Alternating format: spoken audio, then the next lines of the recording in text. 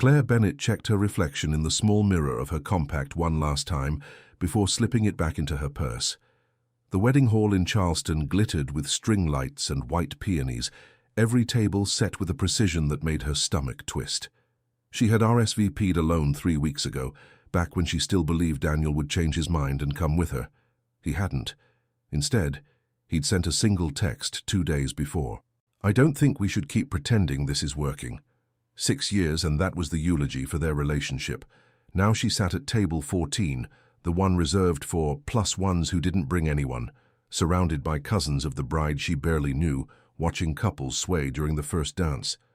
Her sister Megan was the maid of honor, which meant Claire couldn't even slip out early without causing a scene. She nursed her glass of champagne and tried to look like a woman enjoying herself, rather than a woman counting the minutes, until she could politely disappear. That was when she noticed him. He stood near the bar, tall in a charcoal suit that fit like it had been stitched directly onto him, dark hair slightly mussed as though he'd run a hand through it one too many times. He wasn't looking at the dance floor.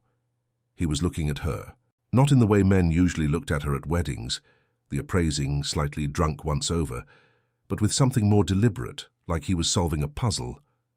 She looked away first, embarrassed, and focused on her drink.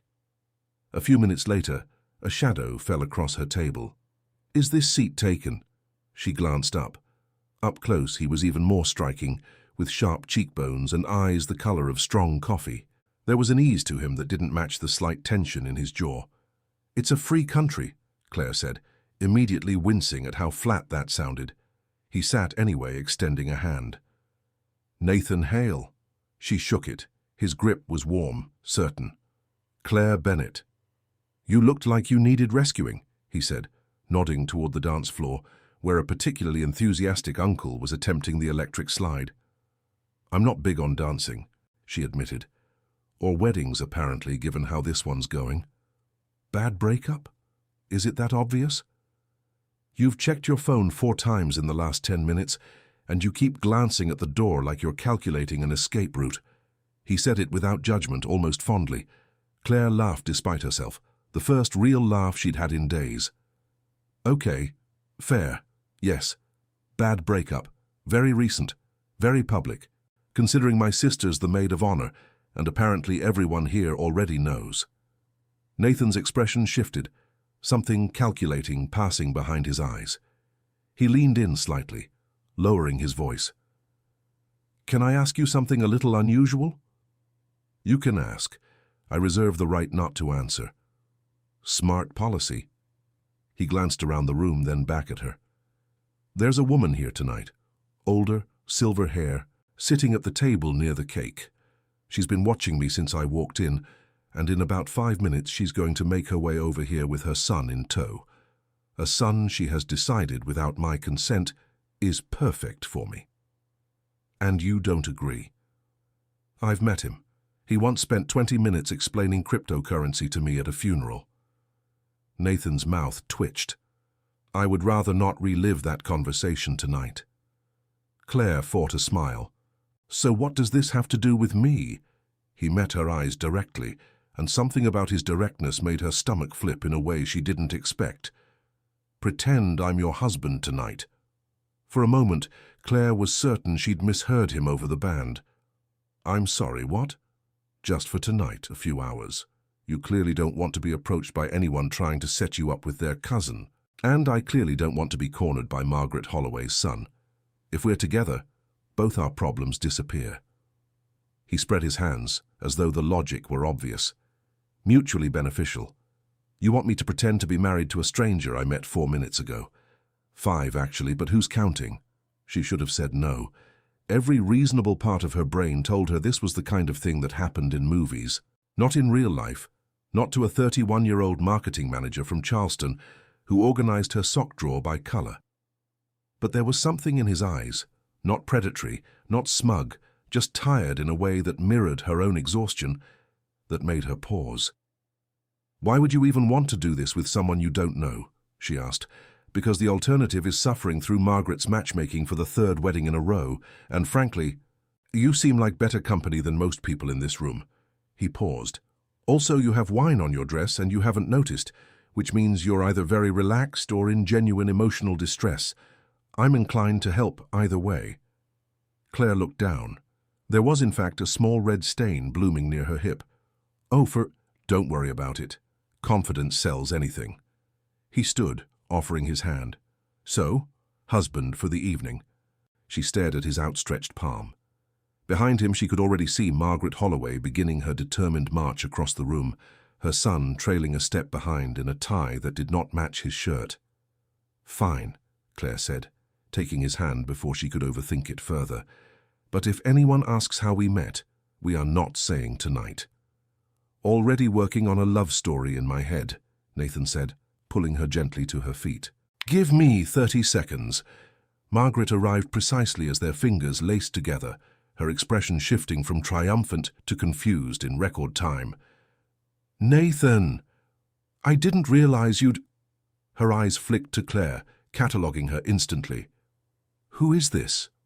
"Margaret, this is Claire, my wife." Nathan said it so smoothly, so naturally that for a half-second Claire almost believed it herself. "Your wife?" Margaret's voice climbed an octave. "Since when do you have a wife? I would have heard—" "We kept it quiet," Claire heard herself say, surprised at how steady her voice came out. "Nathan's not exactly fond of the spotlight. Margaret's son, Bradley, looked like he'd swallowed his tongue." Margaret recovered quickly, plastering on a smile that didn't reach her eyes. "Well, how wonderful. I had no idea. We must catch up properly. When's the wedding? Where did you two meet?" Nathan's hand tightened almost imperceptibly around Claire's. She felt the pressure like a question. "Can you handle this?" "It's a long story," Claire said, smiling sweetly. "One we're still writing, honestly." It wasn't until Margaret finally wandered off, dragging her disappointed son behind her, that Claire realized what she'd just done, and that she had absolutely no idea who Nathan Hale actually was, or why the entire room had gone quiet for half a second when he said his name. The rest of the reception passed in a blur. Claire wouldn't have predicted an hour earlier. Nathan kept his hand at the small of her back as they moved through the crowd, introducing her to people whose names she immediately forgot, fielding questions about their fictional relationship with an improvisational skill that bordered on theatrical. By the time the cake was cut, she'd learned 3 things about playing his wife: smile often, agree with everything he said, and never let her surprise show on her face when he casually mentioned things like the Singapore office or the Foundation's spring gala. It was during a lull near the gift table that she finally asked the question that had been nagging at her since Margaret's reaction. "Who exactly are you?" Nathan glanced at her, amused. "We've been married for an hour and you're only now asking? I was distracted by Margaret's son trying to explain blockchain to your fake mother-in-law. Seriously, who are you? People keep looking at us like we just announced a royal engagement." He hesitated, just briefly, the kind of pause that told her he was choosing his words. "I run Hale Industries, renewable energy, mostly, with some logistics and shipping under the umbrella." Claire blinked. Hale Industries wasn't just a company. It was a name she'd seen on business news segments, on the side of buildings downtown, on the lips of finance reporters discussing quarterly earnings. "You're that Nathan Hale." "Unfortunately." "You let me pretend to be your wife in front of a room full of people who clearly know exactly who you are. In my defense, you said yes before I could clarify the stakes." His mouth curved into something between guilt and amusement. "Although I suspect knowing might have changed your answer." "It absolutely would have." Claire pressed her fingers to her temple. "Do you understand how this looks? By tomorrow there's probably already a headline. Billionaire Nathan Hale secretly married. My mother reads those gossip columns religiously. I can fix it. I'll have my publicist put out a statement clarifying it was a joke, a misunderstanding. No." The word came out faster than she intended, and she wasn't entirely sure why. Maybe it was the genuine panic in his voice, so different from the practiced calm he'd shown all night. Maybe it was that some reckless part of her, the part that had spent 6 years being careful and predictable for Daniel, didn't want the night to end with an apology and a correction. "Don't fix it yet. Let's get through tonight first." Nathan studied her for a long moment. something unreadable passing across his face. "You're an interesting woman, Claire Bennett. You don't know anything about me. I know you didn't flinch when Margaret tried to intimidate you. I know you have wine on your dress and didn't care. I know you said yes to a stranger's ridiculous request because some part of you wanted an excuse to stop thinking about whoever broke your heart 2 days ago." He said it gently, without cruelty, but it still landed like a small blow. I'd call that a decent start. She didn't have a response for that, so she changed the subject instead, asking him about the foundation he'd mentioned earlier. He told her about the clean water initiative his company funded in 3 countries, how it had started after his father's death 5 years ago, when Nathan inherited control of the company at 26 and discovered most of what his father had built was profitable but hollow. He'd spent the years since trying to make it mean something more. There was an earnestness to the way he talked about it, a crack in the polished exterior that made him feel less like a headline and more like a person. Claire found herself listening more than she had to anyone in months, maybe years. Daniel had never once asked her opinion on anything that mattered. Their conversations toward the end had been logistics, schedules, who would pick up the dry cleaning. This felt like something else entirely. 2 people actually seeing each other. "Can I ask you something now?" Nathan said as the band shifted into a slower song. "Turnabout's fair play." "What happened?" "With the breakup, I mean. You don't have to tell me." Claire turned her champagne glass slowly between her fingers. "We were together 6 years. I thought we were building towards something, a life, a future. Turns out he'd been thinking about leaving for months and just hadn't found the right moment to mention it. He sent me a text 2 days ago in the middle of the workday, like he was cancelling a dentist appointment." Her voice wavered slightly, the wound still fresh enough to ache. "The worst part isn't even losing him. It's realizing I spent 6 years not noticing he was already gone." Nathan didn't offer empty reassurances. He didn't tell her Daniel was a fool, or that she deserved better. All the things people said because they didn't know what else to say. Instead, he simply asked, "Do you want to dance? I told you I'm not—" "I know, but sometimes the thing you're avoiding is exactly what you need." He stood, offering his hand again. The same gesture from earlier, except this time it felt different. Less like a transaction, more like an invitation. She took it. On the dance floor, with his hand resting at her waist and hers on his shoulder, Claire felt something shift inside her chest, a loosening of a knot she hadn't realized she'd been carrying all evening. They didn't talk much as they swayed. There wasn't a need to. For the first time in days, she wasn't thinking about Daniel, about the apartment they'd shared, about the future she'd have to rebuild from nothing. It was Nathan who broke the comfortable silence, his voice low enough that only she could hear. "Claire, I have to tell you something, and I need you to not react in a way that draws attention." Something in his tone made her tense immediately. "What is it?" "The man by the bar in the navy suit watching us, that's Richard Ashford. He's a board member at Hale Industries, and he's been trying to force a vote of no confidence against me for the past 2 months. Nathan's jaw tightened almost imperceptibly. "If he reports back that I'm here with a fabricated wife, making a scene at a society wedding, it gives him exactly the ammunition he needs to paint me as reckless and unstable in front of the rest of the board." Claire's stomach dropped. "Nathan, I thought this was about avoiding your matchmaking aunt." "It started that way, but Richard wasn't supposed to be here tonight." He exhaled slowly, and for the first time since she'd met him, she saw something close to genuine worry crack through his composure. "Claire, I need to ask you for something bigger than pretending for one evening, and I'll understand completely if you say no." "Bigger how?" Claire asked, her pulse climbing. Nathan guided her off the dance floor, his hand steady at her elbow, until they reached a quieter corner near the terrace doors. The night air outside was cool, carrying the faint scent of magnolias from the garden beyond the glass. He glanced back once toward Richard Ashford, who was now in conversation with another board member, both of them watching Nathan with the kind of attention that made Claire's skin prickle. "There's a shareholder meeting in 3 weeks, Nathan said quietly. "Richard's been building a case that I'm too unfocused to run the company, too distracted by side projects like the foundation, not enough attention on the bottom line. He's been quietly courting votes for months. If he succeeds, he doesn't just take my seat. He guts the Clean Water Initiative, sells off 3 subsidiaries to companies with worse labor practices than the ones we replaced, and undoes 5 years of work in about 5 months. And you think this, she gestured between them, helps somehow? Richard's strongest argument is that I'm impulsive, unmarried, unstable, more interested in galas and headlines than spreadsheets.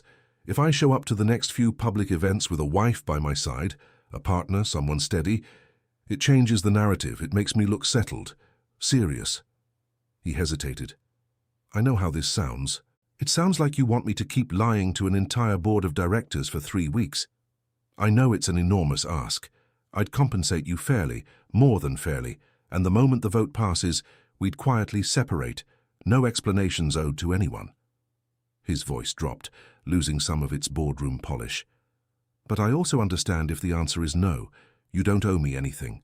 You already saved me from Margaret's matchmaking, and that should have been the end of it. Claire studied him, searching his face for the calculation she expected to find, the cold ambition that should have been there from a man asking a stranger to fake a marriage for corporate advantage. Instead, she saw exhaustion, and beneath it, something raw. This wasn't only about the board vote. This was about the foundation, about his father's legacy, about 5 years of trying to prove that what he'd built meant something. Why does the Clean Water Project matter so much to you? She asked instead of answering. Nathan was quiet for a moment, looking out at the dark garden. My father built this company on contracts that exploited communities that had no power to push back. Cheap labor, cut corners, water sources poisoned by runoff from our own facilities in 2 countries. I didn't find out the full scope of it until after he died, when I went through everything myself instead of letting the lawyers handle it quietly. His voice hardened slightly. I spent the first year apologizing to people my father's company had hurt. The foundation is how I try to fix what we broke. If Richard wins that vote, all of it disappears, and we go back to exactly what we were before. Something in his honesty disarmed her completely. Claire thought of Daniel, of 6 years spent with someone who'd never once shown her this kind of vulnerability, who'd never let her see anything beneath the surface, until the surface was all that was left to lose. 3 weeks, she said slowly. 3 weeks, a handful of public appearances, nothing more required of you than what you've already done tonight. He met her eyes. I'll draw up whatever agreement makes you comfortable. This is your choice, Claire, not an obligation. She should have said no. Every practical instinct told her this was reckless, dangerous to her own carefully reconstructed life, complicated in ways she couldn't fully predict. But there was something underneath the recklessness that felt oddly like relief, an escape from the apartment she'd have to face alone, from the pity in her co-workers' eyes, from the slow, grinding humiliation of rebuilding a life Daniel had unraveled with a single text message. Okay, she said. 3 weeks. Relief flooded his expression, quickly replaced by something more careful. Thank you. I mean that. They rejoined the reception, and for the rest of the evening Claire watched Nathan in a new light, not just the polished CEO performing for a room, but a man fighting quietly for something that mattered to him. When Richard approached them near the end of the night, his smile thin and his eyes sharp, Nathan introduced her with an ease that made the lie feel almost true. Claire Bennett Hale, Richard repeated, testing the name like he was searching for a crack in it. I don't recall hearing about a wedding, Nathan. We kept it private, Nathan said smoothly. Claire values her privacy more than most people in my world. I respect that. Richard's gaze slid to Claire, assessing her the way Margaret had earlier, but with something colder underneath. And what is it you do, Mrs. Hale? Marketing, Claire said, holding his gaze without flinching. I specialize in narrative, helping companies tell the truth about themselves in ways people actually believe. Something flickered behind Richard's eyes. There and gone. How fitting. After he walked away, Nathan exhaled slowly. He doesn't believe it. No, Claire agreed, but he can't prove it either. It was nearly midnight when Nathan drove her home, the city lights blurring past the car windows. Outside her apartment building, he walked her to the door, and for a moment neither of them spoke. The easy performance of the evening fell away, leaving something quieter and more uncertain between them. "I'll have my lawyer send over an agreement tomorrow," Nathan said, spelling out exactly what this is. "Strictly business." "Strictly business," Claire echoed, though the words felt thinner than they had a few hours ago. He hesitated at the door, close enough that she could see the small scar above his eyebrow she hadn't noticed before, the slight unevenness in how he held himself, like he was bracing for her to change her mind. "Thank you for tonight, Claire, genuinely." "Don't thank me yet," she said. "We still have 3 weeks of board members and gossip columns to survive." He smiled, and for the first time all night, it reached his eyes completely. "I have a feeling you're going to be very good at this." She watched him walk back to his car, and it wasn't until she was alone in her apartment, sitting on the edge of her bed still in her wine-stained dress, that the full weight of what she'd agreed to settled over her. 3 weeks pretending to be Nathan Hale's wife. 3 weeks of lies dressed up as truth in front of a man who was already searching for the seams. Her phone buzzed. A text from an unknown number. "This is Nathan.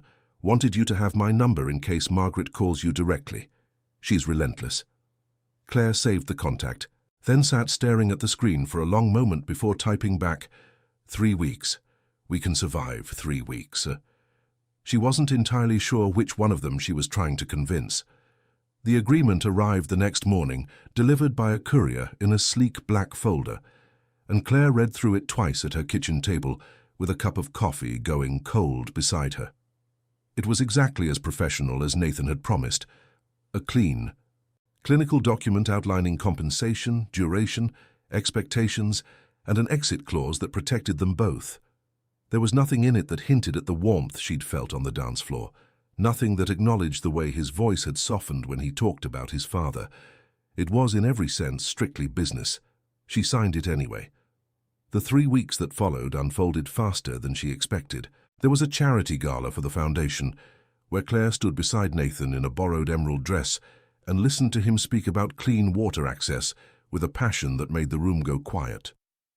There was a dinner with 2 senior board members, where she found herself genuinely enjoying the conversation, asking sharp questions about supply chains that made Nathan glance at her with something like surprise and approval.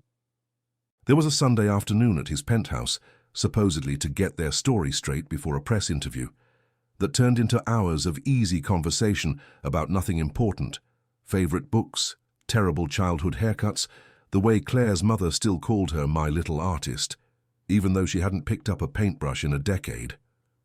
Somewhere in the second week, the performance stopped feeling like a performance. Claire noticed it first in small things. The way Nathan's hand found the small of her back, not because anyone was watching, but out of habit. The way he started texting her about his day, even when there was no public appearance to coordinate.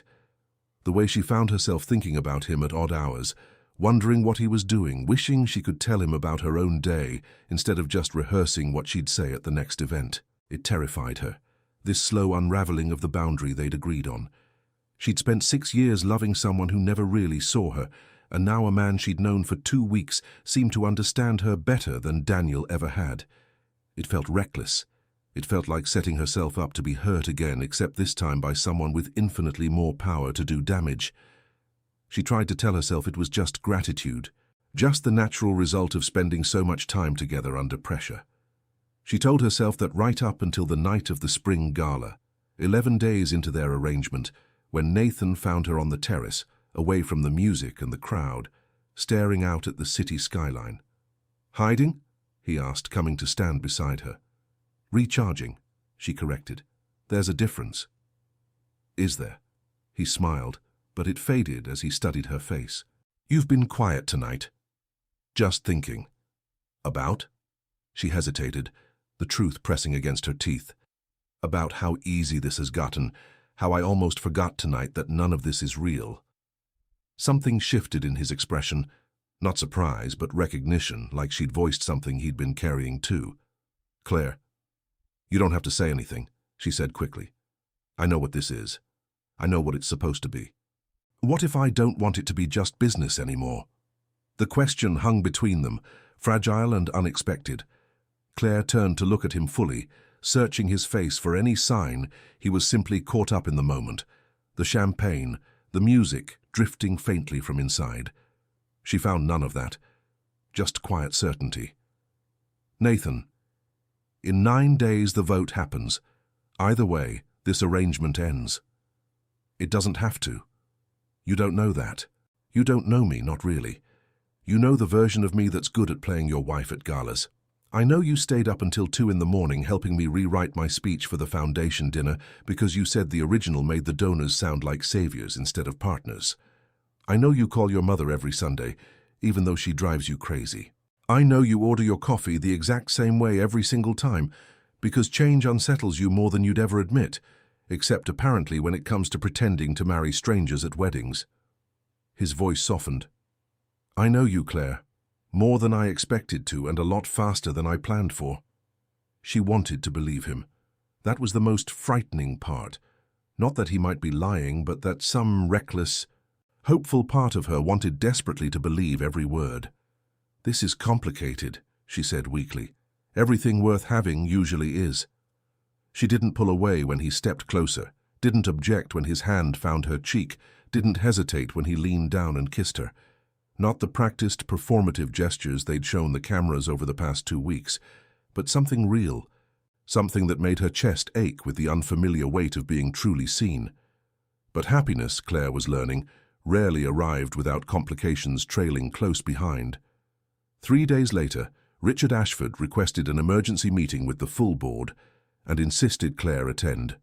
She knew something was wrong the moment she walked into the conference room and saw Richard's smile, sharp and triumphant, a folder open in front of him. Nathan sat at the head of the table, jaw tight, already bracing for whatever was coming. Mrs. Hale, Richard said, savoring the name, or should I say Ms. Bennett. I had my team look into the marriage records here in South Carolina. Strange thing, there don't seem to be any. No license, no certificate, nothing on file anywhere. He slid the folder across the table. In fact, my investigator found something far more interesting. A signed agreement, dated the morning after the Whitfield wedding, outlining a temporary arrangement between Nathan Hale and Claire Bennett. Compensation included. The room went silent. Claire felt the blood drain from her face as board members exchanged glances, the weight of every eye in the room pressing down on her. This is a fabricated marriage, Richard continued, voice rising with barely concealed satisfaction, constructed specifically to manipulate this board's perception ahead of a critical vote. I'd call that fraud. I'd call that exactly the kind of reckless, manipulative behavior I've been warning this board about for months.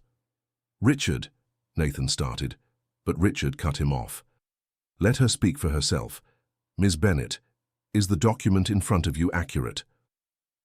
Every instinct told Claire to look at Nathan, to let him handle this the way he'd handled everything else.